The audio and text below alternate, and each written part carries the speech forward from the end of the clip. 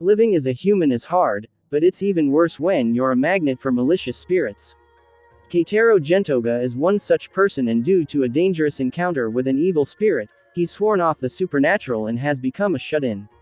This changes when he becomes reacquainted with society, and his first task is to become the tutor of a young girl named Yayoi Hazuka.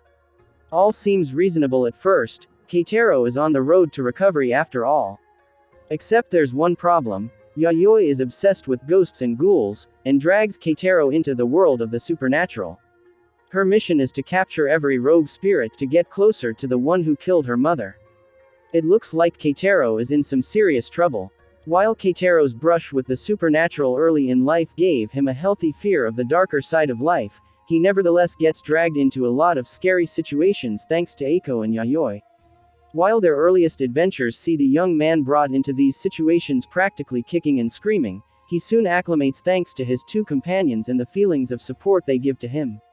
The sense of togetherness that he receives soon encourages him to step outside his fearful box and allows him to face the dangers of Tokyo's most haunted locations shoulder to shoulder with his friends. This emotional transformation is the biggest element that helps Dark Gathering Season 1 Part 1 become more than just a series of spooky stories. Keitaro's growth as a character is great to see. His newfound strength soon begins to bleed into other aspects of his life outside of just confronting malevolent spirits, like his deepening friendship with Eiko. But while Keitaro provides both the emotional center of the story, as well as the point of view for the viewer, it is Yayoi who is front and center when the creatures of the night come out. The driving force behind the monster hunts, Yayoi hunts down each episode's ghost with a determination and ruthlessness that is frequently discomforting. Despite the monsters always being far worse than her, Yayoi always projects an aura that makes her feel like she is one bad day away from going off the deep end and becoming just like the monsters she hunts. Her frequently chilling demeanor and skull-shaped irises can prove just as intimidating as any monster.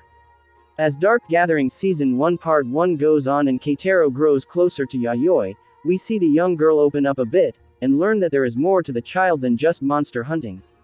This growth for her provides the story with a sweet, secondary emotional storyline.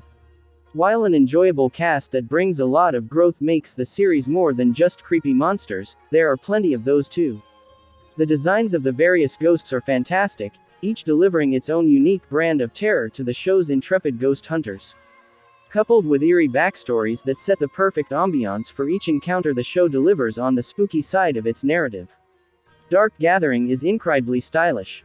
The entire look and spirit have a post-emo visual design that looks like a cross between goth trappings and cutesy tones that makes for what can be called spooky cute. Dark Gathering radiates this cute vibe but never forsakes its horror roots. There are some genuine spine-tingling moments where gruesome visuals takes the stage, followed by impressive fight scenes where Yayoi struts her spirit-hunting prowess. Most of the humor in the series lies in Yayoi's deadpan delivery of what would otherwise be out-of-this-world events. Keitaro, on the other hand, is the type who always plays situations straight by trying, and failing, to bring logic into the situation. Dark Gathering isn't always a comedy, though.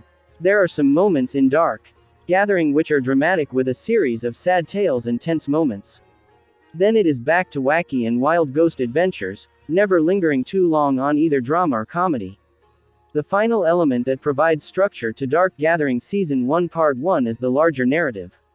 While the series initially feels like a simple string of ghost stories, larger plots soon take shape to give the narrative a more cohesive shape.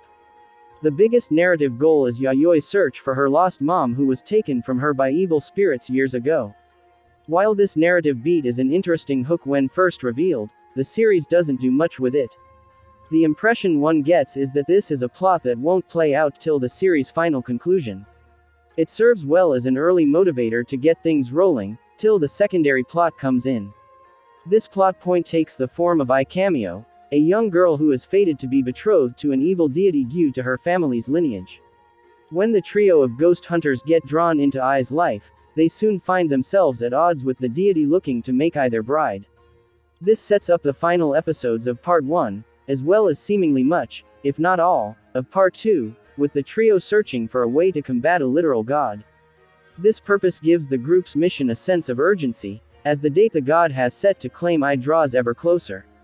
Also, It provides a handy encouragement for Keitaro to not back out after some particularly gruesome close calls.